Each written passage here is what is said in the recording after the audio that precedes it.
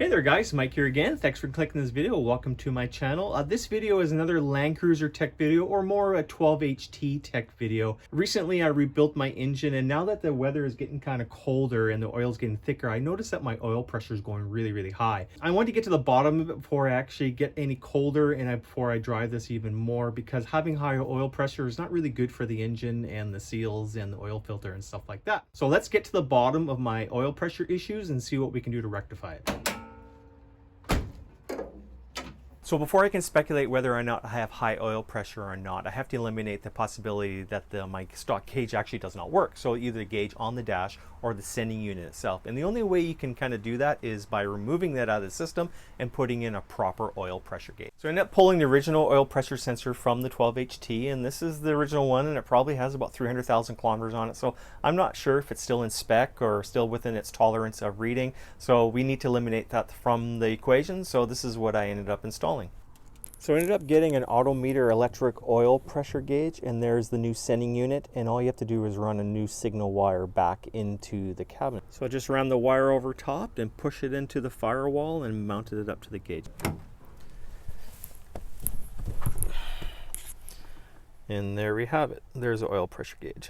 When I was running it normally with the stock oil pressure gauge, it would actually go right up almost to the big solid line on high there, and it would stay there for a while until the engine got warm. The gauge on my dash no longer works, it's all disconnected, and everything runs through this gauge here, and I'm going to try to figure out a solution how to run both of them at the same time. I got an idea for that. So right now on cold startup it goes to 75 psi plus 75 psi, and if I blip it, it will go past 85 psi, and I think that's too high for the engine when it's cold, and if it gets colder it may even go higher. So we need to remedy that, and I have a couple ideas on what it could be. These gauges are actually 12 volt gauges, and since my vehicle is a 24 volt Landcruiser, I put this little converter in here. So this is a 24 volt to 12 volt converter, and it steps everything down and makes my gauges run perfectly, and my radio as well.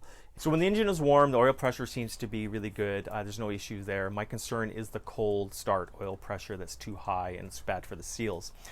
So below the injection pump on the front cover there, and behind the power steering pump, there's a little valve that sits in the little channel that's directly hooked up to the oil pump. And what that does is it relieves when you see too high oil pressure. Over time, it can create a little groove and get stuck and not operate properly. So I'm going to take that out and have a look at it and possibly install a new one. So here's all the parts I bought for a new pressure relief valve replacement. Here is the actual relief valve, and here's the stock number for it. How this valve works, it goes back and forth, and there's a little hole there, and it lets the pressure bypass when the pressure gets too high. My understanding is that this can actually create a groove in the channel, and it doesn't make it work properly. And so there we go with that.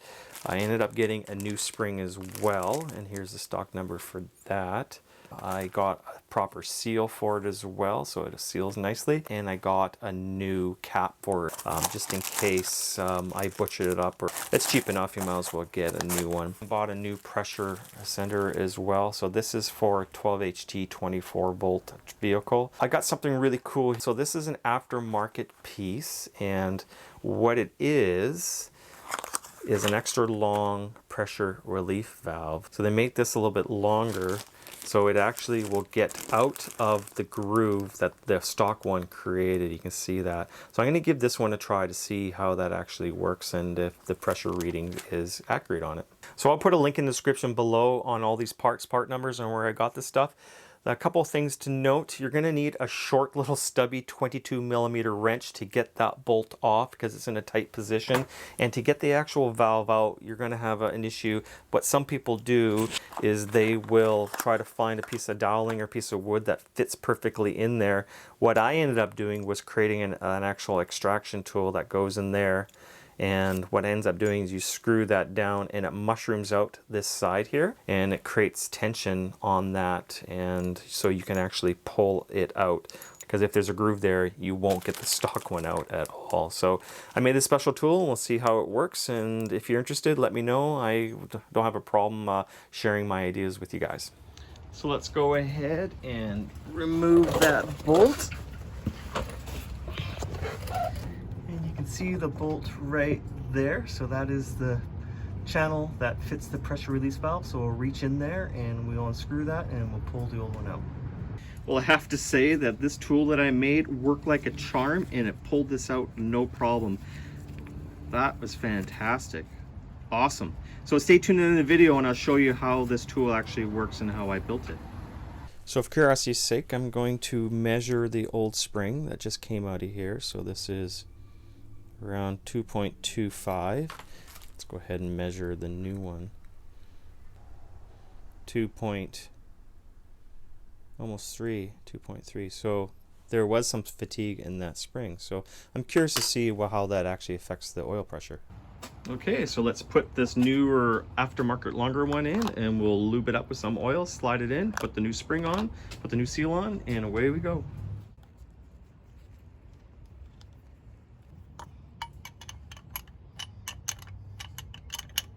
So I got the new valve in and we're going to start it up and we'll see how the oil pressure behaves here.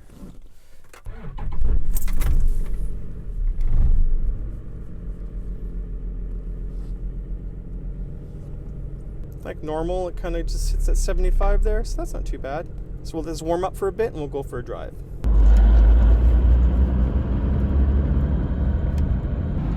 So we're at operating temperature here. Driving for about 20 minutes. Let's see the temperature there, my digital gauge, and the oil pressure at almost 2,000 RPM is about 60 PSI. So I think that's pretty normal. And at idle, it's about 25 PSI.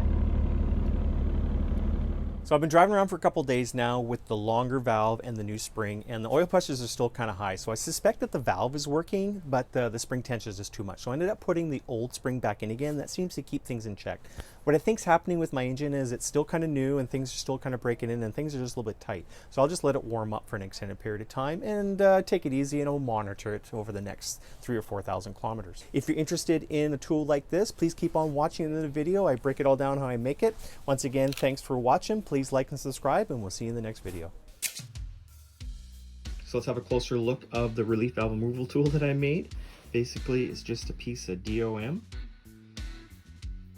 1/2 inch OD DOM, and a bolt and a nut. I took a countersink and I countersunk that in there like that, so a chamfer, and that matches the same angle of this bolt here. And then I cut reliefs in here so it would mushroom out, and then I turned that down to just snugly fit in there. So what you do is you push that in,